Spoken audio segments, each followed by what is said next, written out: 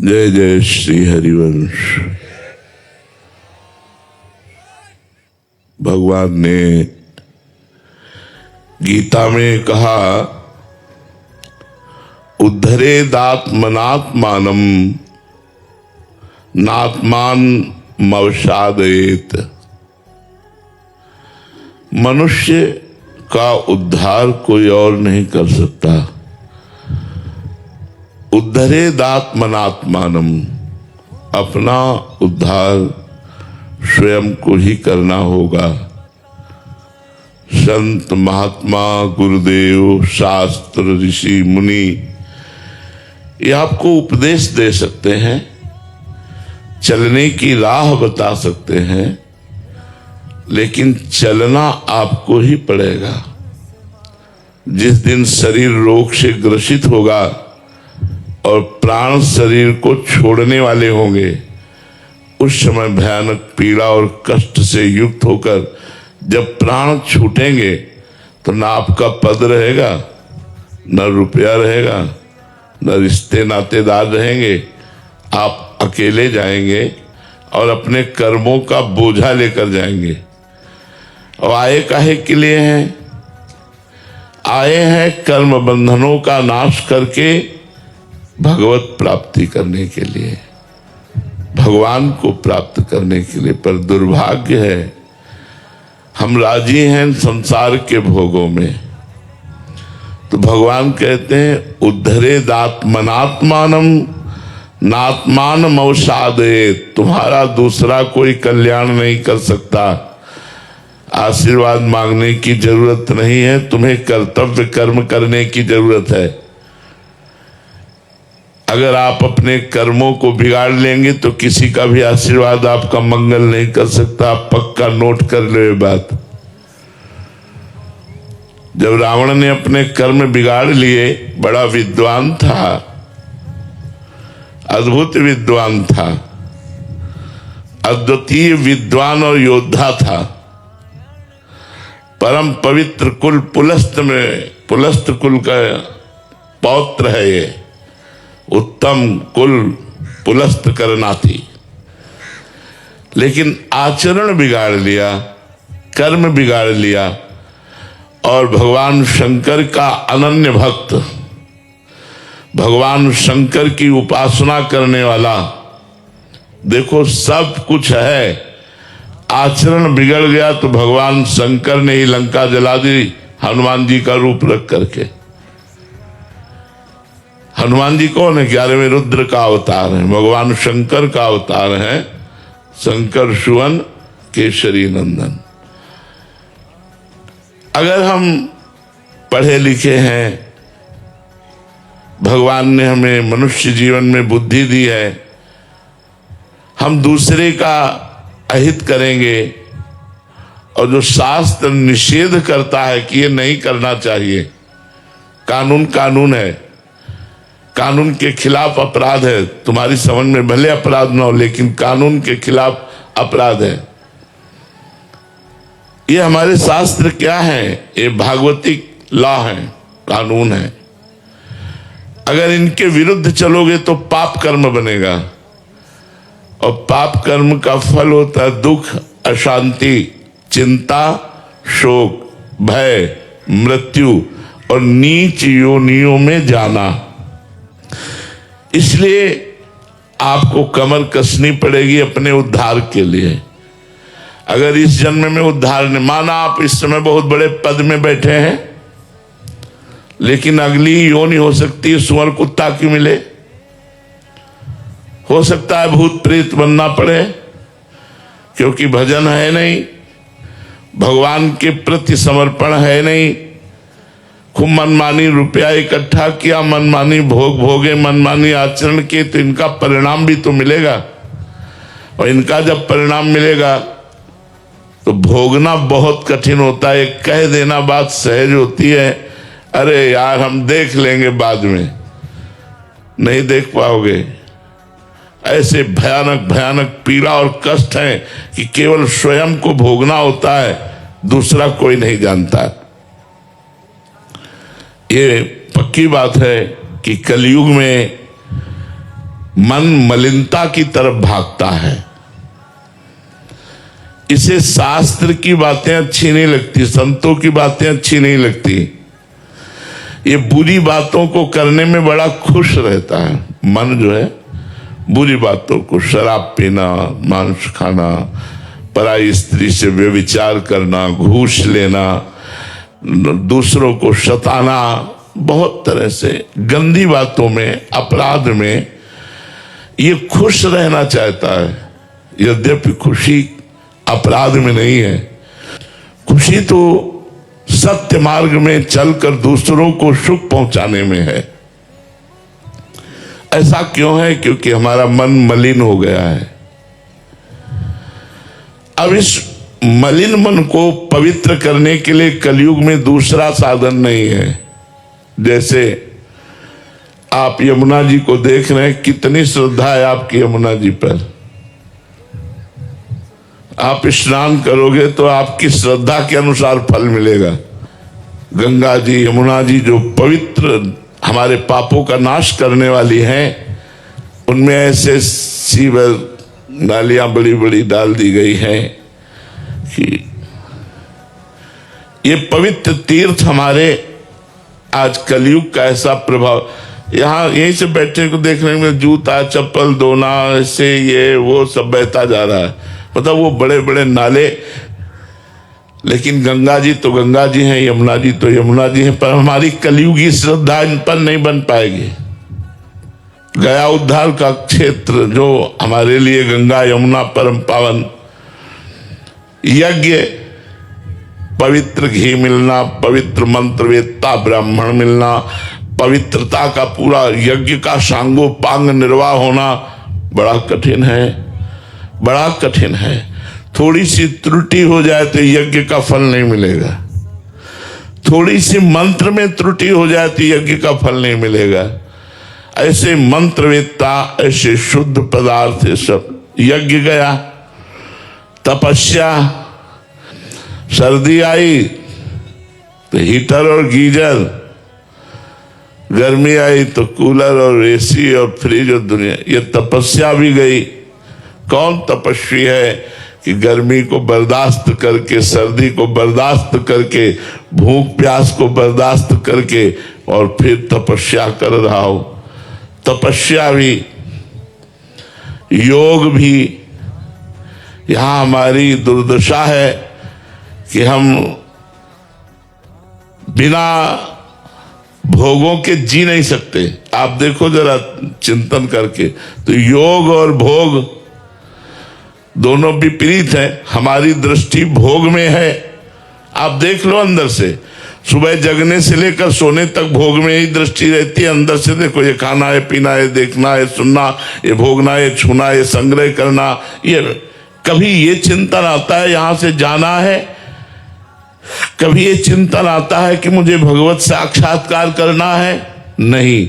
तो बोले क्यों? क्योंकि कलयुग ने मन को मलिन कर रखा है। अब अंतर्मल के नाश का एकमात्र उपाय रह गया है नाम। कृतयुगे ध्यायते विष्णु त्रेतायाम यजते मखई द्वापरे परिचर्यायाम कलो तद्धर कीर्तनात्। सतयुग में ध्यान के द्वारा भगवत प्राप्ति होती थी। आंख मूंदो, देखो ध्यान में क्या दिखाई देता है? अंधेरा। ईमानदारी की बात देखो, बेईमानी से कहोगे कि हमको ये दिखाई देता, हम नहीं मानेंगे। ईमानदारी से देखो, आंख मूंदो तो अंधेरा दिखाई देता है। मन एक सेकेंड भी रुकना नहीं चाहता तो ध्यान कैसे लगाओगे? ध्यान के लिए तो बहुत बड़ी आवश्यकता है। यम, नियम, आसन, प्राणायाम, प्रत्याहार, तब ध्यान, तब ध्यान। सतयुग में ध्यान के द्वारा भगवत प्राप्ति होती थी। त्रेता में मखई, यज्ञ के द्वारा भगवत प्राप्ति होती थी। द्वापर में भगवान की विविध पूजा के द्वारा होती थी। लेकिन कलयुग में केवल नाम जप से भगवत प्राप्ति होगी।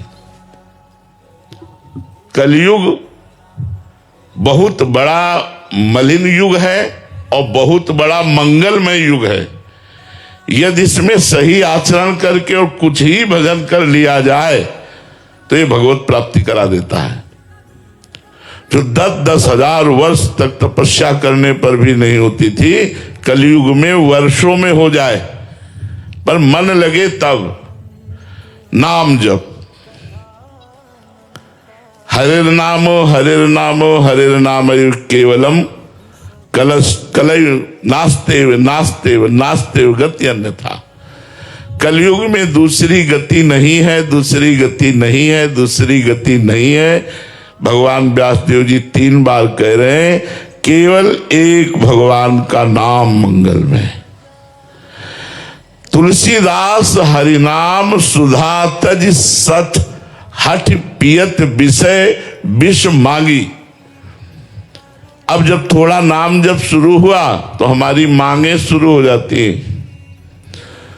तुलसीदास जी कहते हैं, भगवान नाम रूपी अमृत का त्याग करके, बेच करके ये विषय विष मांग रहा है। भगवान हमको ये दे दो, भगवान हमको ये दे। अरे भगवान का नाम जब करो कि भगवान आपके नाम से प्रेम हो जाए, आपसे प्रेम हो जाए, संसार से हमारा उद्धार हो जाए। ये जितने भी भोग आप भोग रहे हैं, कोई ऐसा भोग बताओ जो आज तक आपको सुखी कर पाया हो। क्योंकि गीता में भगवान श्री कृष्ण कहते हैं, ये ही संस्पर्शजा भोगा दुख योनय एवते आद्यंतवंतः कौन्तेव न तेषु रमते बुधा। जो बुद्धिमान पुरुष होते हैं वो अपना चित्त भोगों में न देकर परमात्मा में लगाते हैं। एक एक सेकंड हमारे जीवन से जा रहा है, हम मृत्यु के नजदीक पहुंच रहे हैं। कौन सी घटना हमारे प्राण ले ले हमें पता नहीं। हमारे पास नाम रूपी धन है नहीं। कबीरा सब जग निर्धना धनवंता नहीं कोई, धनवंता सोई जानिए जाके राम नाम धन होए। नाम रूपी धन कमाया नहीं, अब तुम्हारी दुर्दशा को कौन बचाएगा। इसलिए ये ही संस्पर्शजा भोगा दुख योनय एवते। जितने भी भोग हैं इनका परिणाम दुख मिलेगा। आद्यंतवंता, ये प्रारंभ में भी और अंत में भी दुखमय ही है। न तेषु रमते बुधा। इसलिए जितने से शरीर यात्रा हो जाए उतने विषयों का भोग करो। पवित्र भोजन पाओ, पवित्र जल पियो, पवित्र वस्त्र धारण करो, पवित्र विचारवान बनो, दूसरों का कल्याण हो, अपना कल्याण हो, दूसरे सुखी रहें, हम सुखी रहें, हमारी समाज, हमारा राष्ट्र समृद्ध और सुखवान बने, ऐसे हमारे विचार हों। तो इंद्रियों के द्वारा प्राप्त होने वाले भोगों में ही सुख खोजने वाला मूढ़ पुरुष होता है। बुद्धिमान पुरुष कभी भोगों में रमता नहीं, आवश्यकता के अनुसार उनको स्वीकार करके सत्य मार्ग का अनुसरण करता है, भजन करता है। जो भी कर्म करता है वो बहुत सोच समझ के कर्म करता है। छोटे से भी कर्म का आपको फल मिलेगा। एक महात्मा मांडव्य ऋषि 8 वर्ष के बच्चा थे तो खेल रहे थे। खेल खेल में उन्होंने तितली पकड़ी और उसकी गुदा में बबूल का कांटा डाल के छोड़ दिया। तो जब मांडव्य ऋषि के रूप में तपस्या कर रहे थे तो राजा के यहां से चुरा कर चोर लोग भाग रहे थे संपत्ति, तो उनका पीछा करते हुए वो आए। तो उन्होंने सोचा ऋषि के आश्रम में यदि हम छुप जाएं तो बच जाएंगे। वो छुप गए। राजकर्मचारियों को पता चला तो मैं ऋषि सहित उन चोरों को माल सहित बंदी बना लिया। अब जब माल सहित बंदी बना लिया तो वहां सफाई देने की क्या बात है, सीधे सूली की सजा। तो उन महात्मा को भी सूली पे बैठाल दिया गया, जो मांडव्य ऋषि, महाभारत में प्रसंग आता है। अब जो ही सूली उनके गुदा द्वार में घुसी तो ध्यान भंग हुआ और पद्मासन लगाकर सूली पर बैठ गए। तेजस्वी महात्मा थे। जब दूसरे दिन अन्य अपराधियों को सूली की सजा देने का समय आया तो पुराने मृत अपराधियों को उतारा जाता था तो वहां सब तो मर गए थे, लेकिन मांडव्य ऋषि आसन पर बैठे थे। कांप गए, राजा सहित सब आकर चरणों में गिरे। मांडव्य ऋषि ने कहा, शूली हटा दो, हम तुम्हें दंड नहीं देंगे, हम यमराज को दंड देंगे जाके। उन्होंने, मुझे याद है जीवन में कोई पाप नहीं किया, फिर भी दंड क्यों दिया? शूली हटाई गई, हटी नहीं, काटी गई, तो उन्हें अणिमांडव्य ऋषि कहा गया। वो यमराज के पास गए और उन्होंने कहा, ये सूली मेरे क्यों घुसी, क्यों, कौन सा अपराध, मैं तो बचपन से तपस्या कर रहा हूं। तो उन्होंने दिखाया कि 8 वर्ष की अवस्था में आपने तितली की गुदा में बबूल का कांटा छोड़ दिया, उसके फलस्वरूप आज आपको सूली की सजा भोगनी पड़ी। आप समझ रहे हैं छोटे से भी कर्म का कितना बड़ा दंड मिलता है। यहां भी देख लो, अपराध होता है 5 मिनट 10 मिनट और सजा होती है 20 साल, आजीवन कारावास या मौत की सजा, फांसी। इसलिए बुद्धिमान बनो, भोगों की तरफ आकर्षित होकर नशा कर गंदे आचरण करके अपने जीवन को बर्बाद मत करो। बड़ा कीमती और देवताओं के लिए भी दुर्लभ ये मनुष्य देह है। भगवान ने संसार को दुखालयम कहा, यहां कभी कोई सुखी होकर गया ही नहीं। तो इसी से बचने के लिए तो सत्संग है, इसी से बचने के लिए तो भगवान नाम जप है कि मृत्यु से सब कोई डरा, मेरो मन आनंद, कब मरी हो कब भेटी हो पूरन परमानंद। आप कुछ भी कर लो, डर, चिंता, शोक, निगेटिव विचार, इनसे आप नहीं बच सकते जब तक आप नाम जप नहीं करोगे, पवित्र भोजन नहीं पाओगे, अच्छे आचरण नहीं करोगे। जगत में द्रोह पैदा करके यहां से जो जाएगा उसे यहां अवश्य जन्म लेना पड़ेगा और द्रोह का हिसाब देना पड़ेगा। छल कपट द्रोह करके धन कमा करके आप सुखी नहीं हो सकते। 2 मित्र थे, दोनों बंबई धन कमाने के लिए गए। छोटा मोटा ऐसे ही कार्य करते करते थोड़ा धन हुआ, फिर दुकान खोली, फिर और धन। एक समय आया दोनों ने मिलकर एक होटल खोला। बहुत पैसा एकत्रित होने लगा होटल से। एक के मन में दूसरे के प्रति द्रोह पैदा हो गया कि इसको अगर मार डाला जाए तो पूरे होटल के मालिक हम हो जाएंगे। मारने में क्या लगता है, भोजन में पेय पदार्थ में जहर मिला के दे दिया, वो मर गया। अब तो अकेले मालिक। जब गांव लौट करके आए तो गांव वालों ने पूछा, वो तुम्हारे साथ गया था? बोले बस वो थोड़ी देर ही साथ रहा, इसके बाद वो कहां चला गया मुझे कोई पता नहीं, साफ बच गए। अब गांव में आकर खूब जमीन खरीदी, बढ़िया मकान बनाया। बंबई से तो चल ही रहा था होटल से। कुछ समय बाद ब्याह हुआ। ब्याह होते ही 1 वर्ष बाद लड़का पैदा हुआ। लड़का पैदा तो खुशी ही खुशी, आनंद ही आनंद छा रहा है। धीरे धीरे लड़का सयाना हुआ, उसे अमेरिका पढ़ने के लिए भेजा। खूब पैसा खर्चा कर, क्योंकि पैसा है। अब कैंसर हो गया लड़के को।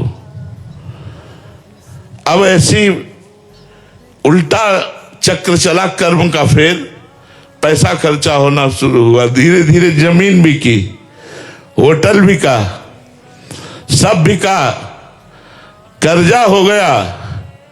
अब पैसा खर्चा करने के लिए नहीं, तब लड़के को बीमारी अवस्था में फिर घर लाए और पैर छाती से लगा के उसके रख के रो रहे थे, बेटा अब क्या करूं?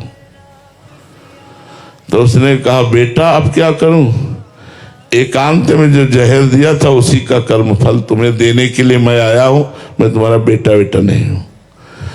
देख तेरा सर्वनाश करके अब मैं जा रहा हूं और तू जीवन भर अब तड़पेगा और दुखी रहेगा और कष्ट को भोगेगा। ये संतों के द्वारा दृष्टांत दिया गया। यदि आप पाप कर्म करेंगे तो आपके घर में ही वो पाप कर्म कोई रूप लेकर ऐसा पैदा होगा जो जीवन भर आपको दुख देगा, क्लेश देगा, अशांति देगा।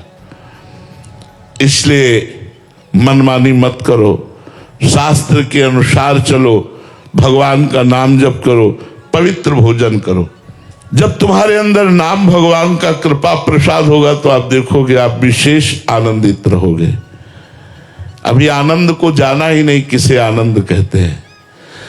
त्रिभुवन में जितना आनंद है, त्रिभुवन में यहां से लेके ब्रह्मलोक तक वो माया में है, इसलिए उसे आनंद नहीं कह सकते, उसे सुख कहते हैं। सुख का परिणाम दुख है, हर सुख का परिणाम दुख है। आनंद, परमानंद, अखंडानंद, ब्रह्मानंद, भगवदानंद, ये लेने के लिए हम मनुष्य जीवन में आए हैं, और वो केवल भगवान से ही जुड़ने पर मिलेगा। तो जहां निरंतर नाम जप होता है वहीं भगवान से प्रेम प्रकट हो जाता है। देखो अभी भगवान पराये लगते हैं और पराये अपने लगते हैं। जैसे 10 वर्ष का लड़का है तो 10 वर्ष पहले ये कहां था, कौन था, आपको पता नहीं, लेकिन 10 वर्ष से तुम्हारे घर में आ गया तो प्राण प्यारा हो गया। और अनेक अनंत जन्मों से हमारे स्वामी भगवान हैं, वो हमें पराये लगते हैं। नाम जप से भगवान से प्रेम हो जाता है, नाम जप से कर्म बंधन कट जाते हैं, नाम जप से पाप नष्ट हो जाते हैं, नाम जप निर्भय और निशोक कर देता है। इसलिए सबसे प्रार्थना है कुछ मिनट नाम जप जरूर कीजिए। आप चाहे जो हो हमारी बात मान लेंगे तो आप सुखी हो जाएंगे। जो विरक्त हैं उनके लिए तो भगवान ने दिन भर भजन करने का समय दिया है, लेकिन जो गृहस्थ हैं तो 24 घंटे में अगर 24 मिनट निकाल लो भगवान के लिए और एकांत में बैठकर 24 मिनट आंख मूंद कर या आंख खोलकर नाम जप करो और फिर चलते फिरते उठते बैठते तो आप परम सुखी हो जाएंगे।